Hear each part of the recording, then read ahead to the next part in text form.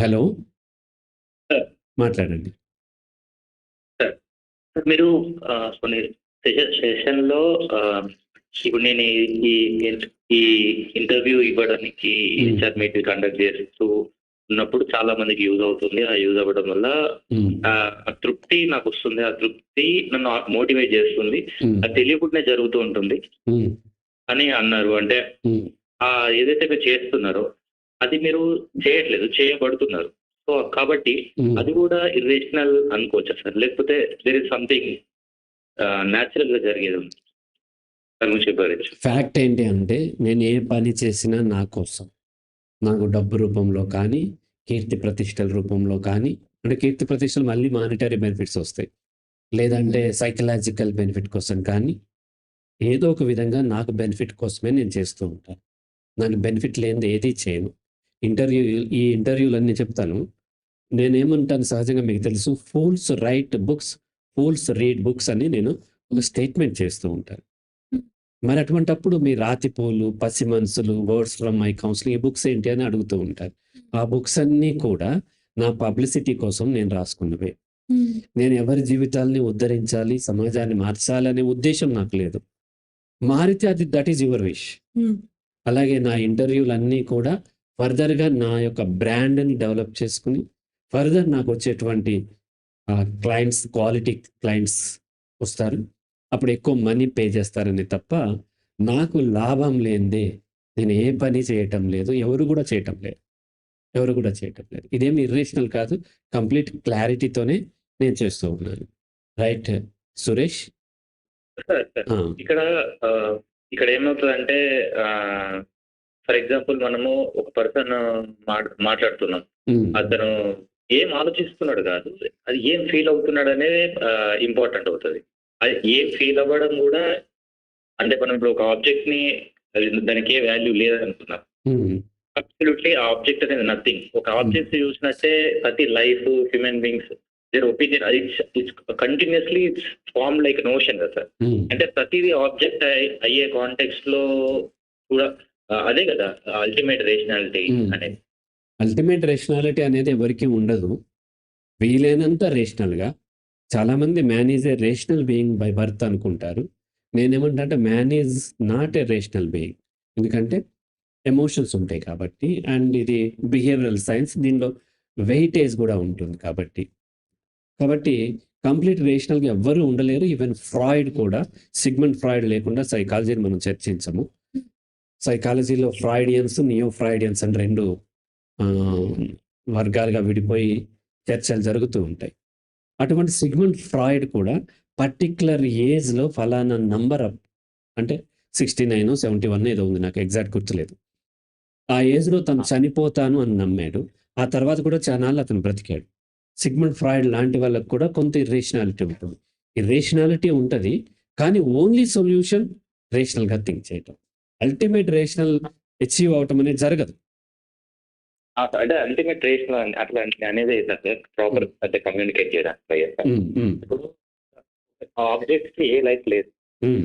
అవి బట్ మనము అది అక్కడ ఏం అవి మనం అక్కడ మనం ఉండేటప్పుడు మనకి ఎలాంటి స్ట్రెస్ ఉండదు. అంటే హ్మ్. అవి ఏమనుకుంటున్నాయి, మనకేమనిపించవు. హ్మ్.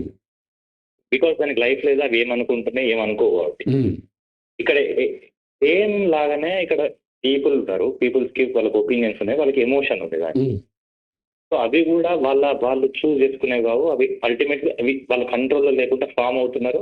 హ్మ్. ఫార్మ్ అవుతున్నాయి. వాళ్ళ పర్మిషన్ లేకుండా వాళ్ళు మూవ్ అవుతున్నారు. అవును. అలా మనము ఆ కాంటెక్స్ట్‌లో మనం చూసినప్పుడు హ్మ్. ప్రతి ప్రతి ఒక్క లైఫ్, ప్రతి ఒక్క హ్యూమన్ బీయింగ్ ఎవ్రీథింగ్ ఒక ఆబ్జెక్టే అలాగా అదే అనిపిస్తుంది. అది మీరనేదేంటంటే, నాకర్థమైందంటే అక్కడ ఒక బాటిలుంది. ఆ బాటిల్ ఏమనుకుంటుందనేది నేను ఆలోచించను. ఎందుకంటే అదొక ఆబ్జెక్ట్. దానికి లైఫ్ లేదు కాబట్టి. కానీ అక్కడ ఆ! ఎవరు భాస్కర్ అనే అతనున్నాడు. కానీ అతనికి లైఫ్ ఉంది గదా! అతను ఏమనుకుంటాడు ఏంటని. నాకు Bhaskar and bottle both are same. But భాస్కర్‌కి పెయిన్ ఉంటే వీలైనంత వరకు నేను అతనికి హెల్ప్ చేస్తా. బాటిల్ కింద పడిపోయినా సరే వీలైనంత వరకు దాన్ని పాడవకుండా చూస్తాను. 2 సేమ్. కాకపోతే ఇతనికి లైఫ్ ఉంది కాబట్టి కమ్యూనికేట్ చేయగలుగుతున్నాడు కాబట్టి ఎక్కువిస్తాను. ఈ బాటిల్‌ని చూడొచ్చు ఒక్కొక్కసారి భాస్కర్ గూడా తను పీక తెగిపోయి పడిపోతే పట్టించుకోకపోవచ్చు నేను. అది ఆ! డిపెండ్స్ ఆన్ ఆ టైంలో ఉన్న నా మూడ్, నా యొక్క ప్రయారిటీస్ని బట్టి ఆ రోజుని బట్టి ఆ మూమెంట్ని బట్టి ఉంటుంది తప్ప అయ్యో భాస్కర్ని పట్టించుకోలేదే అనే రీగ్రెట్ ఉండదు. ఫిజికల్ పెయిన్ మనం ప్రొటెక్ట్ చేస్తాం అతన్ని, కానీ అతను మన గురించి ఏమనుకుంటున్నారు అనేది కూడా మనము అదే నాకు అల్టిమేట్ గా ఆటోమేటిక్ గా ఫామ్ ఏంటి అని మనకు అర్థమైనప్పుడు అది నథింగ్, అది కూడా ఒక ఆబ్జెక్టే కదా. అవును, అతను నా గురించి ఏమనుకుంటున్నాడు అనేది నాకు completely irrelevant to my life. అది అతని యొక్క పరిధిలో ఉంది, నా పరిధిలో లేదు. నేను ఏం చేస్తే అతను నా బ్రాండ్ డెవలప్ అవుతుందో బ్రాండ్ మీద ఫోకస్ చేస్తూ ఉంటాను అంతే తప్ప అతన్ని ఇన్ఫ్లుయెన్స్ చేస్తాను, కానీ ఏమనుకుంటున్నాడు అనేది నాకు అనవసరం. ఇన్ఫ్లుయెన్స్ చేస్తే ఆటోమేటిక్గా వీలైనంత వరకు పాజిటివ్గా అనుకునే అవకాశాలు ఉంటాయి. ఇక్కడ ఒక్కటి సార్, అతను అక్కడ అతను ఏమనుకుంటున్నాడు అనే దాంట్లో అతని చాయిస్ ఉంది అన్నప్పుడు మనకు ఏమన్నా అనిపిస్తుంటది, కానీ అతనికి చాయిస్ లేదు. అది అతను కాదు అసలు, ఫస్ట్ నాకు కూడా చాయిస్ లేదు కదా. అదే చాయిస్, అల్టిమేట్ చాయిస్ ఎవరికి ఉండదు. సో నాకు అర్థమైన దాన్ని బట్టి అతను ఏమనుకుంటున్నాడో అని ఆలోచించడం అనేది అటర్లీ టైం వేస్ట్, నా లైఫ్ వేస్ట్ అవుతుంది. కాబట్టి నేనేం చేస్తున్నా అంటే అతను ఏమనుకుంటాడో అనవసరం, అతనికి నాకు ఫస్ట్ అతనికి ఉపయోగపడేలాంటి బిహేవియర్ నేను చేస్తూ ఉంటాను.